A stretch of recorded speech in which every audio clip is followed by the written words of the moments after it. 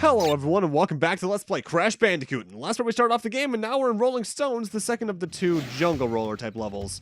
Now I left that loading screen in fact I'm leaving the loading screen at the start of every part in just so I could have more time to do the intro. Also that's a death. However, it doesn't matter too much because Rolling Stones rather, which is named after the band by the way, is a level you cannot complete on your first try. You need the blue gem, I believe it is, in order to get everything here. And when I was a kid, or at least my earliest times playing this game more accurately, this was the level I got stuck on for some reason. And I believe that's our first Brio token. You saw N.Brio, Nitrous Brio, during the, what's it called, intro scene at the beginning of first part. And we'll see his tokens as we go through the game. I forget if I get all three of them here. Also, here is one of the more large offenders of a certain quirk Crash 1 has. TNT can destroy other crates, obviously.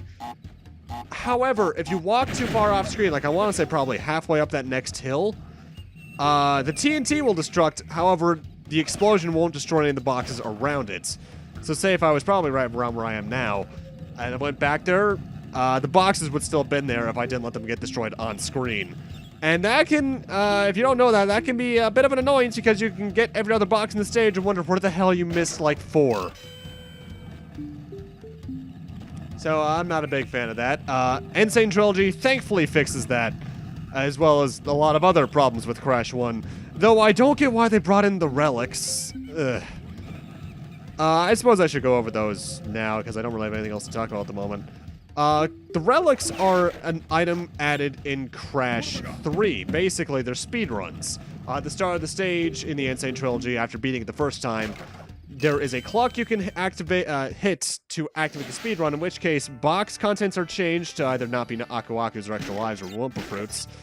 And some are changed to the yellow box with numbers 1 through 3 on them. When you hit them, it freezes the clock for that amount of time, gets you to the end of the stage for your final time, and you get relics depending on how fast you beat it. You get a sapphire for the lowest, a gold for not the best, but like the hey, you did well enough thing, and you get platinums for basically being a speedrunner.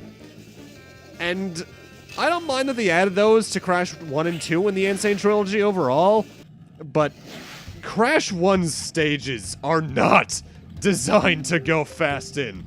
These are very stop-and-go stages, and it really harms the relics in that game. Ow. Crash 2, I'll bring that up again when I get to that game eventually, but I think Crash 2 actually did benefit a bit from the relics, because those stages are a lot more streamlined. Now, one thing that I should mention about bonus stages, because being in the Tana stage a moment ago reminded me of this. There is a glitch that can happen in bonus stages where you leave the stage, but you don't leave the stage. Basically, you're just stuck in it. You have to, I think, reset the console. Either way, welcome to our first Brio stage. And these are much harder bonus stages that, yet again, are just there for extra lives. I forget if you save at the end of them even, so these are just here for extra lives. N.Sane Trilogy, like with the Tana stages, changed it so that this was the another source of boxes that you needed to get the gems. So, make sure you can get good at these stages, but yet again, you can retry them as many times as you need to in N.Sane Trilogy. I think that's the only one of them in the game I do successfully, because Brio stages really are hard. And that's the end of Rolling Stones. Not a very bad level, fairly vanilla, all things considered, but now it's time for one of the more unique level ideas in the game, Hog Wild. This is our only type of vehicle stage in Crash 1. You're on the hog, you can jump, and you move left and right. That's all you got. You have to dodge things accordingly. 24 boxes in this stage, and because you can't move backwards at all, getting everything in this stage is a game of reactions, really. The added ability to die in N.Sane Trilogy really helps during these levels, because without knowing what you're doing, you can die a lot. Though, I'll admit, I know what I'm doing in the stage at this point because I was fresh off the N.Sane Trilogy when recording the game, not so much commentating over it. I'm about a month later at this point. But in terms of just going through it, I was thankfully still on the ball. This sucks. that is very easy to miss a box during. However, one thing that's notable about this stage is that the gem was changed in the Japanese version. Here in the American version, we're just going to get a clear gem for getting all the boxes. However, in the Japanese version, you got your first colored gem here, the green gem. So you would be able to go back to rolling Jungle Rollers a lot earlier, or whatever the name of the stage is, I'm forgetting. The other Rolling Stones one, yeah, that's Jungle Rollers, actually. And with that, now it's time for one of my least favorite levels in the game, Native Fortress, the second of the gate type levels. It's also like the second longest stage in the game. Well, probably third longest, actually. And first off, this was probably one of the 3 most annoying relics to do in N.Sane Trilogy. Because there's just so much in your way. However, I also don't recommend bothering with the boxes around now because you need the red gem in order to get every box here. So you can thankfully die as well, so you don't need to feel as stressed out during this stage. Also, I'll always remember Crash 1 for something for me in terms of, like, graphic designs. Crash 1 was my first time ever seeing what's called a billboard in visual stuff, which is what the Wumpa Fruit is. It's a 2D image that's constantly rotating but never actually moving to make it look 3D. I think the first Tomba/Tommy for European players and viewers did something similar with some of its stuff. And that's a game I need to get to at some point. I doubt I'd 100% it, because Tomba is not worth going for everything in. But that's just a fun little platformer that I had a shitload of issues with as a kid, because I was not able to find my way around at all. Also, one thing I should note about Crash 1, there is a prototype of the game readily available for download on some website that is radically harder in a lot of ways, because first off, there are some gems that are impossible to earn. Like, I think in Hog Wild, there's boxes on both sides of the road at some point. And I always remember the prototype of this level being really annoying, because the first 2 checkpoint boxes, I think, are just not checkpoint boxes. I think they're Wumpa Fruit boxes, if they're there at all. Which means you have to go a pretty long while before you can, not die. Which, mind you, if there's anything that doing the relics in the remake has made me just desensitized to, it's dying in Crash 1, because I just could not care anymore after the 30th time dying on a certain bridge stage later on. If you guys ever do get N.Sane Trilogy Crash 1, just don't do the relics. It's not worth it. Crash 2, fine. Why not? Crash 1, don't. Just don't. Also, looking at that box reminds me, one really weird difference the game has in the Japanese version. When you reach the end of a level and the box tally happens, no matter how many boxes you miss in the stage, only 1 falls on your head, which admittedly is a bit better for speed purposes, but you kind of lose out on the humor of it, you know? Though overall, Crash actually had a slight redesign on like cover art and stuff for Japan to make him like look a lot less, I think they used the term aggressive looking. Like his brows were fleshed out, his face was rounded out a bit more, as was his nose. He looks like a weird Sonic OC from DeviantArt, honestly. And you can actually still see that today on the Japanese cover for the N.Sane trilogy, because they changed what he looked like on that too. Which is an interesting little localization change. I always like it when stuff like that happens, because you just really get to see some differences for culture. Nice little, what's it called, shortcut back here. You don't have to go through all of this because there's no boxes along that pathway. However, you can't go the entire way. We're only about, how did that hit me? The fire hitboxes are, for a lack of a better term, bizarre in this game. N.Sane Trilogy, they were a bit even more bizarre, because even before the moment, like, one thing I'll give Crash 1, the full hitbox isn't there until the full flame is there. However, in the N.Sane Trilogy, the moment the fire starts, it's all there, so you need to be a bit careful with, jumping over the fire things. Also, a mistake that even I make here, that basically everyone does, especially in these platforming sequences, don't hold the jump button when you're jumping on these little fire spouters. While that will bounce you higher and is better for some instances, in order to get across them in the one cycle they want you to, technically, you need to not hold the jump button. Also, as you saw, there was a red gem path there, so we can't get everything here, as I said earlier.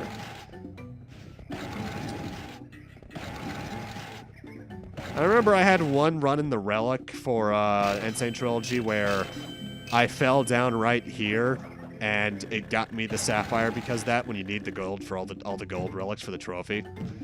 That hurts me.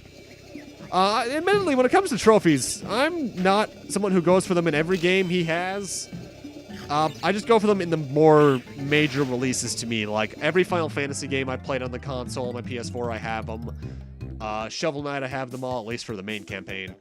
Persona 5, Dust and Elysian Tale, Arkham Knight. But other games I don't, like Doom. Either way, time for our second upstream level, which doesn't change too much aside from more of the instant kill plants from my memory.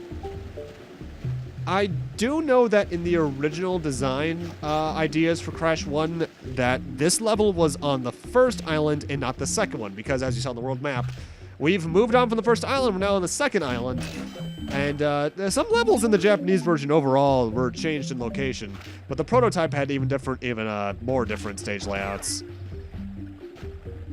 Honestly, though, Up the Creek is a level I often forget even exists because it just doesn't really do anything interesting. It's not like Upstream, which was the first of this level mechanic. It's just basically another river stage. It's not like... admittedly, I should go over this in general. There are a lot of stages in Crash 1 I often forget exist just because they're just not too memorable. Crash 2 thankfully made basically every stage memorable in some form or manner. But Crash 1, honestly, is very much the first game in a series like Sonic 1, or Mario 1, or Rayman 1, where overall it's a good game, but there's a lot of inherent issues with it that make all the sequels better.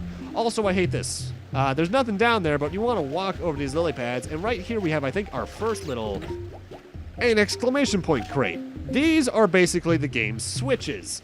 You hit it, and it triggers other crates to spawn elsewhere. However, most instances there's an outline of where they are before you hit the switch. This is a case where they don't do that for some reason, and that drives me bonkers because it's the only time the game does that, really. So that's stupid. I very often in my early days missed those two boxes because I just had no idea they were there. So that's dumb. Also, notable for more modern Crash fans, at least, Crash 1's a bit unique in that the Crash dance is actually nowhere in it. That was invented by the Japanese marketing team, I believe, for commercial sake. Although, admittedly, I do recall there being plans for an idle animation on the world map at some point, but I don't think that was used until N.Sane Trilogy, at least for Crash 1. There's also all sorts of regional differences I'm aware of. I'll probably start going over those at the end of the part, actually, because there's a lot of them, and some of them are pretty interesting and actually really help with the difficulty of some things. Also, I really hate these particular crates. We've seen them since the first part. They have 10 Wumpa Fruit in them, but you have to hit it 10 times to get them all. 3 would thankfully change those crates so that you instead have to hit them 5 times, you get 2 from each. And let me tell you, that really speed things along. N.Sane Trilogy, thankfully, keeps that because really, it's just dumb. I hate this jump. That is very hard for me to time for some reason. And that's Up the Creek. Not a big fan of this stage. Just kind of doesn't stick out in my memory at all. I should note, I believe the percentage counts both stages cleared, gems, and keys individually. By the way, time for our second boss fight against Ripperoo. And I know these are technically cutscenes, but there's no dialogue in them, so I don't care about talking over them. Either way, Ripperoo is actually my least favorite boss in the game. You cannot damage him directly. You need to use these big TNT boxes by jumping on them, and then hope you can time yourself well enough so that he jumps onto one of the blocks, the panels rather, next to them. At which point he'll take damage. He doesn't change his pattern up too much, though. He's always going the same 3 patterns, 1 for each hit. So overall, he's a simple boss, but executing it can be something, yeah, that's a bit annoying. Also, boss fights got one of the more interesting regional differences, because in Japan, they all use different music. Apparently, towards the 11th hour, Sony people said, you know, maybe the boss fight should have more gaming music, and so they made new music for the boss fights. So, that's a thing. Either way, Ripperoo is not a very interesting boss. I don't like him, but with that, I'm going to end this off here.